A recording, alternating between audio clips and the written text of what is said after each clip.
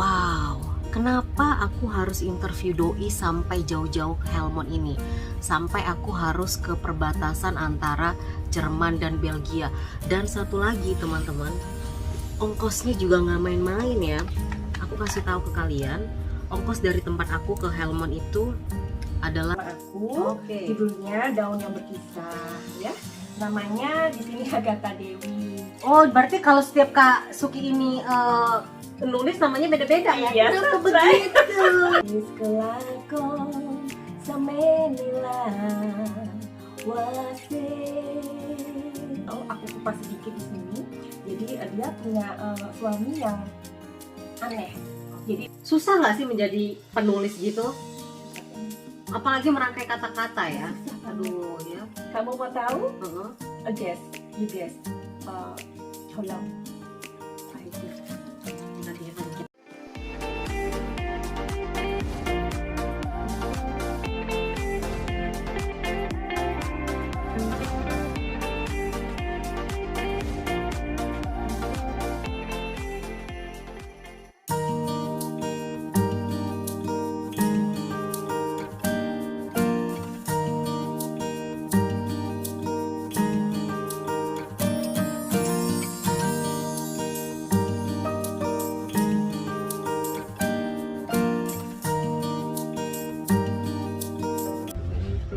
Horas allemaal.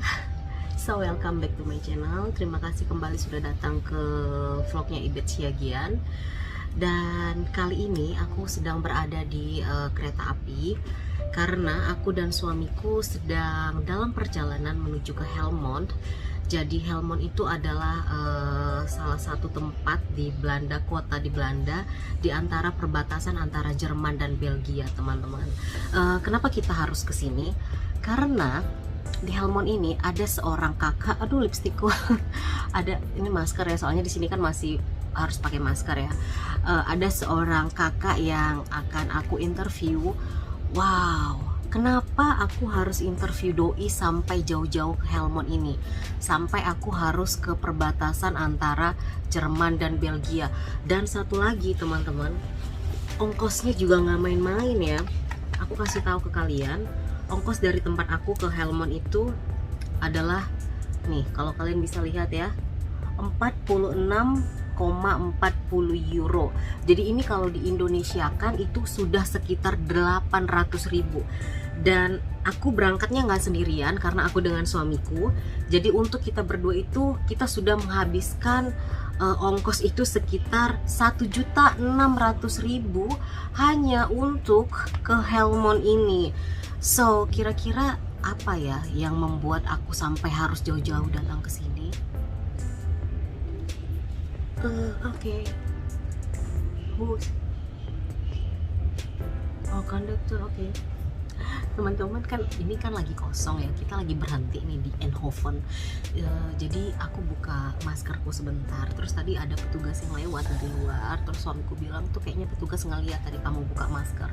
Jadi teman-teman, oh ya, satu lagi nih, sebenarnya kan aku sama suamiku ini sebelumnya punya rencana untuk nginep 1 malam di hotel ya. Karena apa? Karena kita udah mulai agak bener-bener sumpek dengan keadaan lockdown di Belanda ini ya. Jadi tadinya kita belum tahu mau ke hotel mana kita nginap. Terus karena aku punya interview di Helmond ini, jadi suamiku bilang, ya udah kalau gitu gimana kalau enggak kita sekalian aja nih nginep 1 malam di Helmond gitu kan. Tadinya kita udah mau booking hotel 1 malam di Helmond ini, jadi biar nggak sia-sia ya, karena ongkos juga udah mahal. Ya udah deh sekalian kita manfaatin untuk nginep 1 malam di sini buat buang suntuk gitu. Tapi ternyata semalam salon yang tempat aku bikin appointment, janji ya, karena kan aku mau ngewarnain rambutku besok ya, hari Sabtu. Mereka telepon aku dan bilang, oh petugasnya datang, bentar ya. Halo.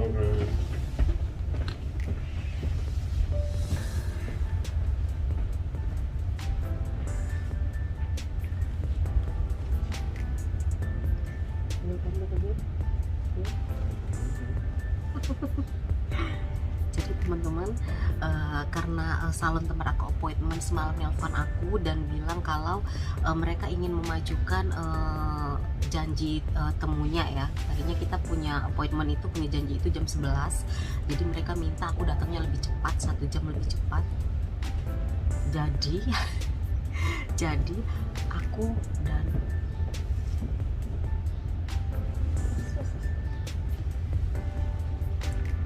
jadi aku dan suamiku tidak bisa untuk nginep di hotel kali ini, karena kita nggak mungkin dong dari jam 7 udah harus keluar hotel check out untuk ngejar salon aku ini, karena waktunya itu dari Helmond ke Hofdorf tempat aku tuh sekitar 2 jaman lebih naik kereta. Jadi ya itu dia teman-teman. So sampai ketemu di rumahnya si kakak yang mau aku interview nanti. Kira-kira siapakah beliau ini, sampai kita jauh-jauh datang ke sini dengan ongkos yang sangat mahal. Oke teman-teman, dan aku sangat excited sekali ya ingin menginterview, sharing tentang cerita beliau ini ke kalian semua. Oke teman-teman, sampai ketemu ya di rumah si kakak. Bye bye. Horas allemaal. So teman-teman, tadi aku sudah opening juga ya di train ya. Aku kasih tahu ke kalian aku mau pergi kemana dengan suamiku, pengen ketemu dengan siapa, sampai kita bela-belain jauh-jauh dari Hofdorf ke Helmond. Itu perbatasan apa kak? Jerman Belgia ya? Iya. Wah, perbatasan jauh ke Jerman Belgia. Ya karena beliau ini, si Mevrouw ini. Good job. So kakak, Iya.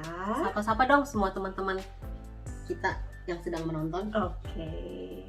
The first time I would say to thank you buat Ibet yang udah jauh-jauh, tahu nggak sih perjalanannya ke sini itu nggak gampang, dan tadi dia berapa kali kesasar ya.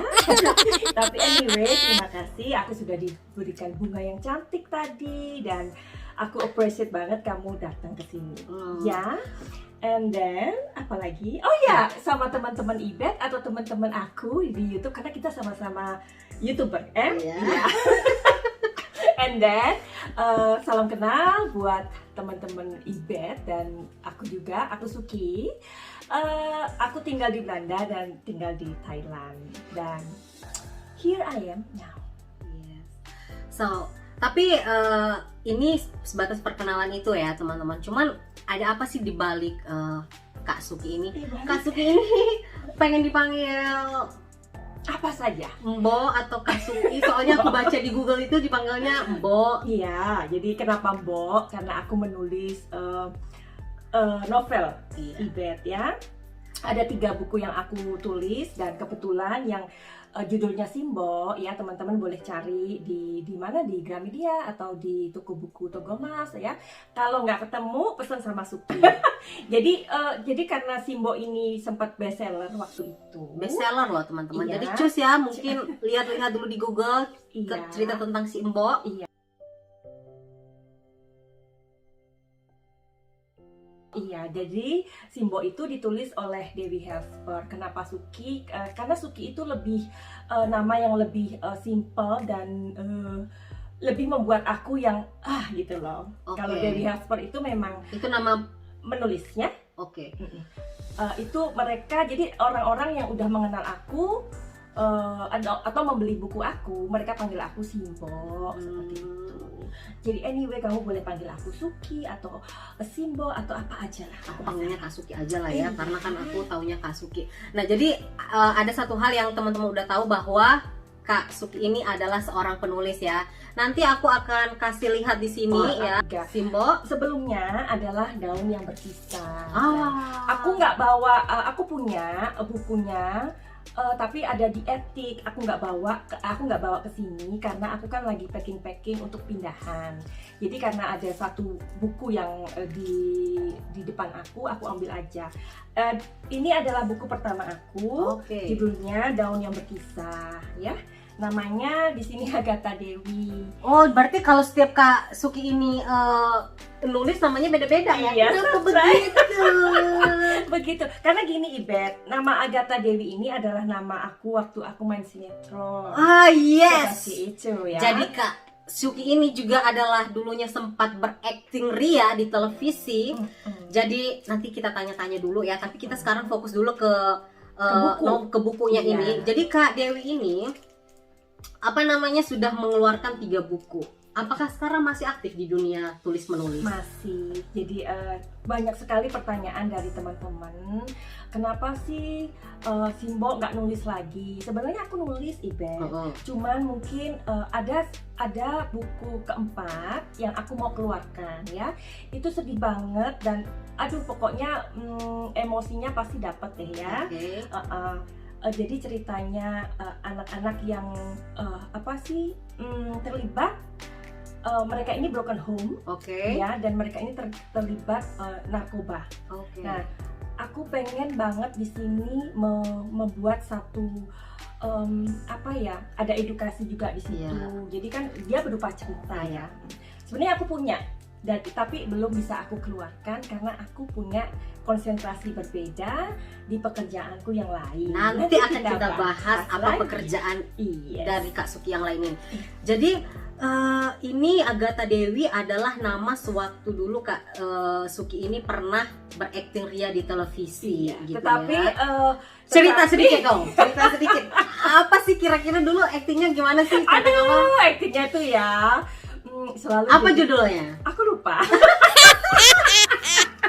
Karena gini, Ibet, terus terang ya. Gimana sih ini ceritanya begini ya. Aku ini kan orang yang maksudnya. Kamu percaya nggak sih, sampai hari ini meskipun aku tinggal di Belanda dan di Thailand, aku tuh yang nggak pernah punya TV. Lihat, ada nggak TV? Ya? Nggak ada. Karena aku nggak suka dengan televisi, sorry ya. Jadi oke nih, Kak, kan? Kak Suki nggak suka dengan televisi, tapi bagaimana dengan suami? Sama. Dua-duanya kami nggak suka televisi. Wow. Aneh. Jadi gini, dulu itu waktu jadi pemain sinetron ya. Aku tuh kan dulu kan rambutnya kribo, Ibet rambutku itu kribo karena aku itu dulu vokalis ya. Berarti suaranya bagus dong. Penyanyi juga berarti. Oh my god. Cek ya di YouTube-nya Suki and Diego ya. Ya, nanti kita buat di sini ya, dicek-cek. Jadi aku dulu juga vokalis anak band lah ya. Nah, udah gitu. Kakak vokalisnya? Iya, bukan yang main ini ya, nggak mungkin kan yang main kentrung gitu kan. Yang vokalisnya lah ya.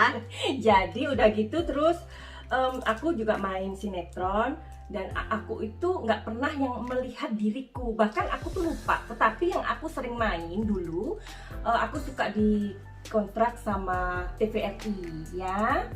I love TVRI deh, pokoknya karena kalau ngasih ini selalu oke, kita habis selesai main kita selalu dibayar. Jadi gini ya guys, teman-teman, jadi kalau berarti kita sudah tahu lah ya Kak Dewi ini umurnya berapa karena dulu main sinetronnya di TVRI. Tapi kalau dari wajah nggak kelihatan pemain TVRI loh, kayak masih muda loh. Kak Dewi ini, Kak Suki ini. Kok jadi selalu muda kan, selalu ingin forever young, I want to be forever young. Tuh, itu salah satu suaranya vokalis, apa dulu nama bandnya?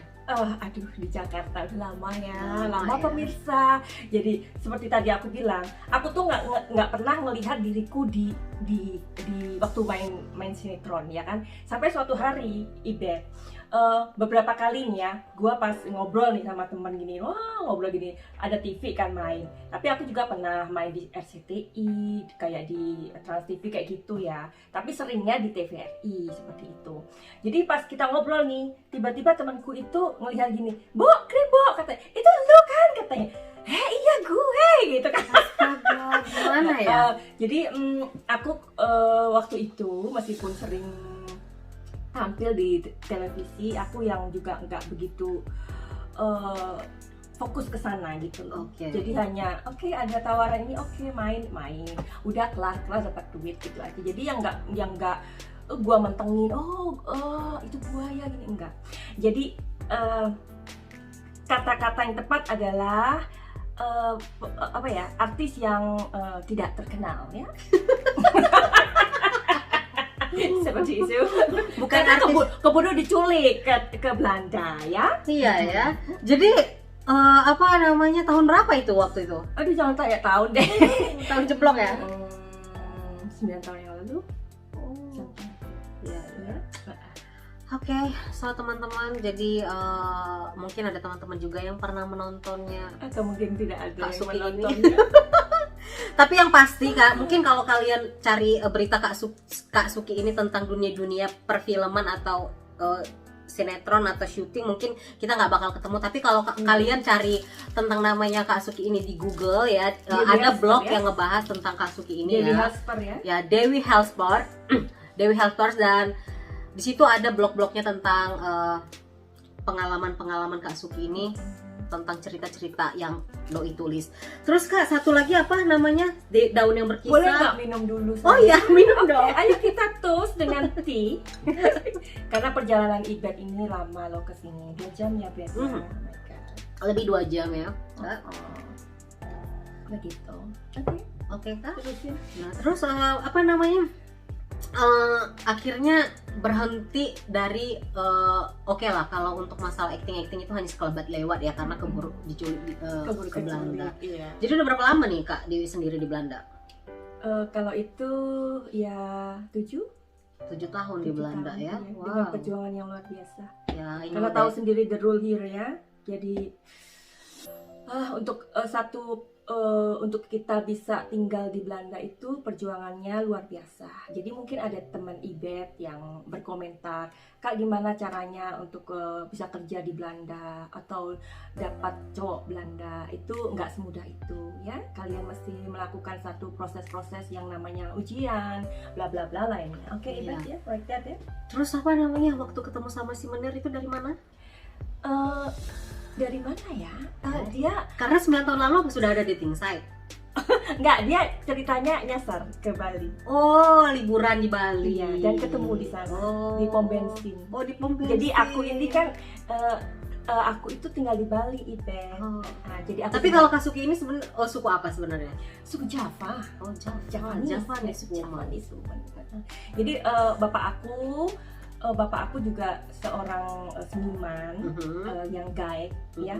Beliau pencipta lagu. Oke. Mungkin ada teman-teman di sini yang tahu lagu Wis kelakon semenila wase Isan Yorika Ketiani. Itu lagunya bapaknya aku. Dan terkenal banget lagu itu sampai itu bahasa Jawa ya? Iya, lagu Osing itu dinyanyikan sama Nini Carlina dan penyanyi-penyanyi top lainnya pada waktu itu. Itu bapakku, karena yang menciptakan beliau dan banyak lagi yang beliau ciptakan. Jadi pantesan juga Kak Suki ini punya banyak talent ya, kayak di dunia seni gitu ya, karena emang juga keturunan dari bapak itu yang pencipta lagu, vokalis juga ya Kak. Dan beliau juga penulis juga. Ya, penulis budaya. Beliau seorang budayawan, guide di Banyuwangi seperti itu. Tapi Kak, nih kalau misalnya kalau mau menulis nih, itu kebanyakan pengalaman pribadi ya? Nih, jadi seperti ini, Daun yang Berkisah, dia adalah waktu itu aku syuting, aku syuting. Kemudian ada seorang ibu yang mungkin dia pernah lihat aku di televisi atau dia punya temen, kemudian saling ngobrol atau apa, yang mungkin waktu itu dia pengen banget kisahnya ditulis, Ibet. Ya, padahal this is the first experience untuk menulis dan aku I was encourage myself ya. Aku benar-benar memberanikan diri untuk menulis pada saat aku menulis ini. Ya. Jadi Daun yang Berkisah ini adalah pengalaman pribadi tentang beliau. Aku kupas sedikit di sini. Jadi dia punya suami yang aneh. Jadi pertemuannya itu ini dibuat poin-poin aja ya. Jadi pertemuan mereka untuk kemudian menikah itu nggak ini perkenalannya nggak lama gitu loh. Nah udah gitu singkat cerita mereka menikah, everything is fine. Tapi kemudian dalam perjalanan pernikahan mereka ini kemudian dia menemukan bahwa suaminya itu suka bermain dengan perempuan lain ya. Dan salah satu wanita yang dia anggap seperti adiknya, karena waktu itu mahasiswi ini magang ya di rumah mereka ini ya. Nah terus bermainlah, bercintalah dengan suaminya ini ya, wow. si Ervan ini ya. Nah di sini dikisahkan Arini ya, Arini. Tapi itu nama samaran. Nah kemudian si Arini ini mendapati suaminya bersama dengan cewek itu yang dianggap adiknya ya. Suatu hari bla bla bla bla terjadi sampai akhirnya prahara, tragedi. Seru Cin ya di sini. Karena ceritanya aku buat gradation. Jadi kalau zaman sekarang katanya pelakor lah gitu ya, iya, istilahnya ya. pelakor ya. Jadi kalau di sini aku buat ceritanya itu menurut orang-orang yang membaca ini, ketika novel ini dibaca penuh dengan emosi. Bahkan ada beberapa mereka kasih laporan ya sama aku, membaca ini mereka banting. Ada teman aku yang baca ini di Belanda, aku nggak disapa, aku disatu. Kakak, Aku kenapa disatu. gitu? Katanya lu nulis tega-tega banget sih nulis kayak gitu, katanya terlalu lu, katanya lu itu kan cerita yang sebenarnya ya Iqbal.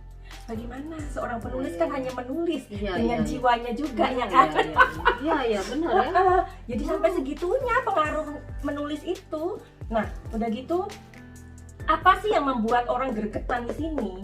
Karena ternyata Arini ini kan cewek yang kemudian dianggap adiknya itu kan merebut suaminya, ya kan si pelakor ini. Kemudian dia datangin Arini dan dia silet wajah Arini. Itu yang terjadi. Dan kemudian suaminya ini berpetualang dengan perempuan lain sampai punya anak begitu.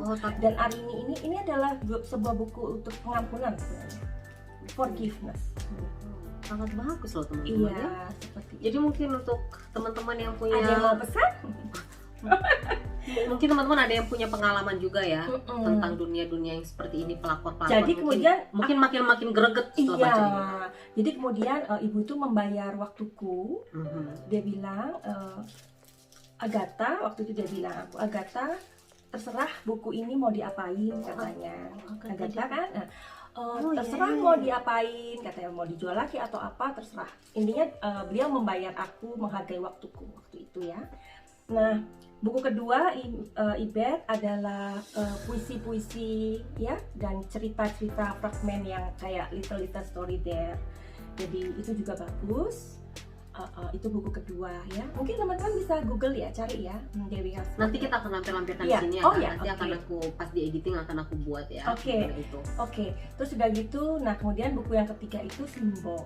Simbo ini adalah kenapa dia bisa bestseller karena ceritanya tuh simpel banget, sederhana, tentang seorang ibu yang membiayai anaknya dan dia juga seorang mertua. Di sini ada banyak sekali masalah-masalah sederhana yang aku ciptakan menjadi masalah yang tidak sederhana. Tapi mungkin juga yang sering kita temui juga mungkin. Iya, karena membumi di dunia kita. Enggak, ya. di Indonesia terutama. Makanya bestseller ya, karena mungkin ngerasa orang-orang bahwa itu seperti kita juga gitu. Tapi yang menarik itu kenapa si ibu ini bisa langsung datangnya ke Kak Suki terus itu aku nggak ngerti, karena mungkin aku punya temen yang sama-sama pemain ya, pemain sinetron. Mungkin dia cerita atau apa. Waktu itu dia datang sih sama si kakak itu. Kalau nggak salah waktu itu adiknya, aduh aku lupa namanya. Adiknya Julius Tanggang, adiknya. Waktu ini itu. Enggak, yang memperkenalkan. Iya. Julius Tanggang ya, aku tahu. Adiknya. Aku lupa namanya. Nah itu terus kami ada sedikit omongan, udah ngobrol masalah dia, kemudian aku tulis. Begitu aku tulis, aku dipeluk, dipeluk, because karena kamu merasakan aku. Iya, jadi ini adalah buku novel untuk forgiveness seperti itu. Karena nggak mudah ya, mengampuni itu sangat nggak mudah. Iben harus tanya sama aku, berapa lama Kak Suki membuat ini? Iya, itu aku yang mau tanya, makanya aku nunggu kakak berhenti baru mau nanya. Ya ini seorang yang ini. Jadi iya, baik loh maksudnya. Berapa lama untuk menulis satu novel lah ya? Oke, at least katakan novel ini, dan berapa lama waktunya, dan susah nggak sih menjadi penulis gitu? Susah banget. Apalagi merangkai kata-kata ya. Susah banget. Aduh ya. Kamu mau tahu? You guess. How long I do? I don't even can guess that. Yeah, maybe one month, or 2 months, or 3 months, something like that. Give me clue. Oke. Sepertinya untuk menulis itu kalau kakak tanya ke aku, karena aku emang gak ada bakat menulis, buatku itu sangat susah ya, mungkin 6 bulan gitu ya. 2 tahun 2 tahun? Wow. untuk menulis. Tapi ada penulis memang yang memang benar-benar mereka fokus ke nulis, konsentrasinya memang nulis, 2 bulan bisa. Tapi untuk ini sendiri berapa lama? 1,5 tahun. Tahun setengah ya? Simbo itu 1 tahun. Terus ada lagi yang satu itu aku buat 2 tahun. Nah, untuk masuk ke Gramedia itu lebih sulit lagi. Iya, menunggu ya. 1 tahun. Wow. Mungkin imagine deh. Tapi maksudnya kalau misalnya nih, itu mungkin kalau untuk masuk ke Gramedia itu untuk yang pertama kali kita mau drop ya. Maksudnya kalau kayak udah buku kedua mungkin udah lebih gampang kali ya masuk ke Gramedia, atau Enggak juga. prosesnya tetap sama kayak yang Sama. pertama? Karena itu kan kita sebut kan penerbit mayor ya. Penerbit mayor itu sekarang aku mau sedikit kasih gambaran. 1 hari mereka mendapat naskah itu 200. Oh ya? Iya, bagaimana? Wow. Sedangkan dia punya limit produksi. Maksudnya misalkan 1 bulan mereka untuk novel aja mungkin mereka hanya bisa membuat 25 novel atau jenis 30. novel, Karena sekali per mereka tahun? per bulan. Per bulan? Karena mereka kan drop tuh seluruh Indonesia. Iya. Misalkan 2.000, 4.000, something like that, 3.000. Makanya kan ongkos cetaknya juga luar biasa. Iya kan? Nah, kenapa cuma 25 novel atau 30 novel itu mereka kasih patokan? Karena mereka kan juga punya pelajaran-pelajaran yang ilmu pengetahuan dan lain-lain. Itu pun mereka harus pikirkan. Jadi untuk ke buku ini aja novel, jenis novel mereka hanya buat 25 buku, 35 buku per bulan ya. Per bulan. Sedangkan 1 hari yang masuk naskah itu 200, 100 lebih. Bisa nggak kebayang seperti itu? Berarti sebenarnya banyak sekali penulis-penulis di Indonesia ya. Kalau sampai 1 hari bisa seperti itu ya, 200. Dan satu lagi, kalau buku itu sudah masuk di Gramedia dan misalkan nggak laku, 3 bulan out. Masuk ke mana ke tempat lelang buku itu, misalkan harganya 50 bisa jadi 5.000. Artinya penulis nggak dapat apa-apa. Aku baru tahu loh teman-teman dunia tulis menulis ini. Jadi kan? wow, sangat luar biasa. Jadi oke, berarti itulah mungkin tapi sebenarnya kayak Kak Suki sendiri gitu kan, untuk 1 novel kayak gini 1 tahun, menurutku sih itu perjuangan banget. Iya ya, karena untuk menghasilkan 1 karya juga kan nggak bisa yang. Dan menulis hanya mendapatkan 10%, jangan salah, dari harganya. Berarti memang menulis ini adalah kayak hobi lah ya. Kalau jadi kerjaan nggak bisa ya. Nggak bisa. Kecuali kamu punya nama seperti J.K. Rowling, Harry Potter, Dewi Lestari, ya. Dewi Lestari. Iya, itu kan luar biasa juga ya. Dari tangan dia, beliau ini jadi seperti Andre kayak gitu. Mereka punya ini, sudah punya pasar. Nah, mereka punya uang dari itu gitu. Tapi kan Kak, kalau menulis gini kakak memang ada kayak lulusan dari jurusan tulis menulis dulunya, makanya bisa merangkai kata gini. Ada juga orang yang memang harus atau menginginkan memang dia misalkan fakultas sastra kayak gitu, memang mereka punya sastra. Ya kan, punya keinginan dan pengen banget ke situ untuk mengolah atau membuat sesuatu yang lebih bagus lagi ya. Ibaratnya kita udah bisa masak, kita masuk ke tempat les memasak lebih kan. Nah, ada, tapi aku semuanya autodidak. Iya, karena mungkin hebat loh ya autodidak. Iya, karena juga prosesnya mengembangkan ini susah banget, susah banget. Tapi punya mood. Berarti misalnya sewaktu kakak menuju ke dunia penerbitan, ke Gramedia, berarti kan harus cari segala macam gitu ya. Oh, ini harus kesini. Tapi kan pasti diajarin sama bapak juga dong, karena kan bapak penulis kan. Berarti kamu harus kesini. Enggak. Jadi bapakku itu kan anaknya banyak. Jadi beliau itu yang kadang beliau itu karena memang seniman tulen, jadi kurang memperhatikan anak-anaknya itu banyak bisanya, tetapi kurang support, atau udah deh kamu terserah kamu aja gitu loh. Jadi mungkin bapakku juga nggak begitu tahu aku tuh bisa nyanyi, nggak begitu tahu aku tuh bisa nari, nggak begitu tahu aku tuh bisa nulis ya.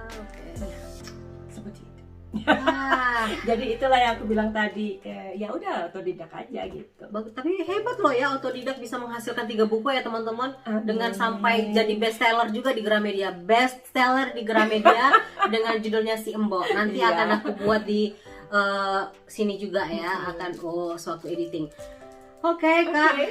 And then Jadi di part pertama ini teman-teman kita berbicara tentang dunia tulis menulisnya Kak Suki ini, dan juga sedikit tentang waktu beliau ini pernah juga icip-icip dunia acting ya, zaman-zaman dulu gitu kan. Tapi nggak diseriusin, juga pernah juga jadi vokalis band. Pokoknya banyak talent deh. Tetapi ada satu talent lagi nih yang pengen aku bahas, dan ini sebenarnya yang membuat aku paling interested ya, paling penasaran karena aku dia. agak suka dengan dunia seperti ini, tetapi aku penakut. Aku Oke. penakut sangat luar biasa. Jadi teman-teman, sampai ketemu di part yang kedua ya, kita akan lihat ada apa sih di part kedua tentang Iya. Kasuki ini. Karena sebenarnya kalau aku sendiri part kedua ini yang paling aku nanti-nantikan kisahnya, kenapa beliau ini bisa sampai ke tahap yang mau kita bahas di tahap kedua ini. Seperti itu ya. Seperti itu. Boleh nggak titip pesan? Ya. Karena tadi kita ngomongin tentang tulis menulis, Ya. aku titip pesan buat kalian yang memang suka menulis, Iya. jangan berhenti menulis, Iya. ya, karena itu adalah dorongan atau keinginan jiwamu, ya, karena jiwa ini juga butuh suatu penyaluran. Apapun hobi kamu, misalkan kamu suka menulis, so lakukan. Kamu suka menyanyi, lakukan. Karena itu adalah pemberian Tuhan yang luar biasa. Seperti Ibet mengasah menjadi seorang yang sibuk dengan orang untuk mengetahui apa sih Kepo. dibalik itu. Sebenarnya itu luar biasa banget ya, karena ini adalah satu talent juga ketika kamu menanyain seseorang, ketika kamu nggak grogi, Aku grogi nggak sih Kak? enggak, kamu sudah bagus. And then ketika bertanya itu kan immediately kita harus merangkai apa yang gue tanyakan ini. Nggak bisa yang serta-merta keluar, nggak bisa loh seperti itu. Karena Itu aku emang juga nggak susah, prepare, ya. aku nggak ada prepare pertanyaan. Jadi apapun talenta, terutama menulis, karena Iya. begini Ibet, banyak orang yang patah menulis karena di menulis ini nggak ada duit terus terang. Iya ya. Jangan ya. Jadi kalian harus berpikir bukan hari ini, bukan 1 tahun lagi, tetapi mungkin 5 tahun lagi atau 10 tahun lagi. Orang-orang besar, Jangka panjang. ya orang-orang besar seperti pelukis aja lah, kita tahu siapa tuh yang penulis itu yang di sini, pelukis ya, pelukis yang terkenal itu bahkan mereka meninggal baru karyanya dihargai. Itu Luar siapa namanya biasa. tuh yang di Belanda tuh ya? Lupa ya. Lupa ya. Tapi kita mau Padahal pergi kita di juga. Belanda ya. Tapi kita mau pergi juga ke museum dia. Dia ada museumnya di sini. Lam- Yang lagunya Lambert. Starry Starry Night. Listen to my love. Suamiku tidur saya. Kasihan ya, karena tadi kebablas. Jadi maksud aku itu Ibet, jangan berhenti menulis. Tapi ada tips atau trik nggak sih Kak untuk teman-teman mungkin? Karena ada beberapa juga di Facebookku itu ada 2-3 orang yang kayaknya hobi menulis dan pengen menyalurkan tulis menulis mereka ke Gramedia. Sempat aku baca gimana ya cara menyalurkannya ke Gramedia, dan kayaknya belum menemukan jawaban gitu. Jadi yang pertama harus mensupport diri kita. Jangan berpikir bahwa tulisan itu menghasilkan uang dulu. Tapi lakukan dengan cinta. Cinta. Jadi lakukan karena Dengan kamu memang hati suka, gitu ya. Kamu suka. Jadi kayak aku dulu, Ibet. Jadi aku itu punya tulisan-tulisan yang aku keep buat diriku sendiri. Oke. One day aku pengen banget aku share ke Facebook. Seperti itu aja dulu. Nah nanti kan lama-lama kan kita punya banyak tuh. Iya. Nah jadi kalau kita mau bikin indie dulu caranya. Intinya. Indie. Jadi penerbit indie ya. Ini kan mayor, yang kayak Simbo itu mayor. Nah ini indie. Indie itu kamu punya uang, kamu bisa buat misalkan hanya 10, misalkan 20 seperti itu. Itu buat apa sih? Buat mancing sebenarnya. Dan ketika kamu sudah berangkat ke indie, Lihat gitu ya. iya, kamu tawarkan orang-orang yang suka. Nah di situ akan memicu dirimu sendiri nanti. Itu caranya mancing. Wow, itu ya teman-teman salah satu caranya. Aku juga baru tahu bahwa ada penerbit indie atau yang Itu mayor biaya kayak sendiri di ya. Gramet ya. Iya, Iya. sendiri indie. Berarti oke. Bisa dibuat 10 dulu. Nah, tetapi nanti ketika dibuat misalkan 25 kayak gitu kan, semakin sedikit tentu semakin mahal, ya kan? Semakin banyak misalkan kamu indie 100, otomatis juga ongkosnya juga berkurang. Nah, orang-orang yang datang dan menyukai harus dibeli. Kamu nggak boleh kasih. Ya, karena itu energi. Karena di dalam uang itu ada energi. Nanti kita Oke. kupas di berikutnya. Oke? Ulala. So, teman-teman, sangat menyenangkan sekali kita membahas dunia tulis menulis dengan Kak Suki ini ya, dengan nama apa ya? Nama Dewi Hasper. Dewi Hasper. Ya, Dewi Hasper ya, Kak. Kita semoga apa yang kita sudah sharing ke teman-teman, kita bagi ke teman-teman bisa menjadi satu pelajaran, bukan satu pelajaran ya, satu pengetahuan juga untuk teman-teman yang pengen aktif di dunia tulis menulis. Bagaimana caranya? Ingat, ada penerbit indie. Jadi kalau misalnya kita belum bisa ke penerbit mayor, cari tahu dulu di Google apa sih itu penerbit indie. Nanti bisa kalian cari tahu di situ lebih lanjutnya. So, see you in the next vlog part 2. Kita ngobrol yang lebih seru lagi, tetap bersama dengan Kak. Terima kasih sudah watching. Jangan lupa subscribe dan share dan tekan tombolnya.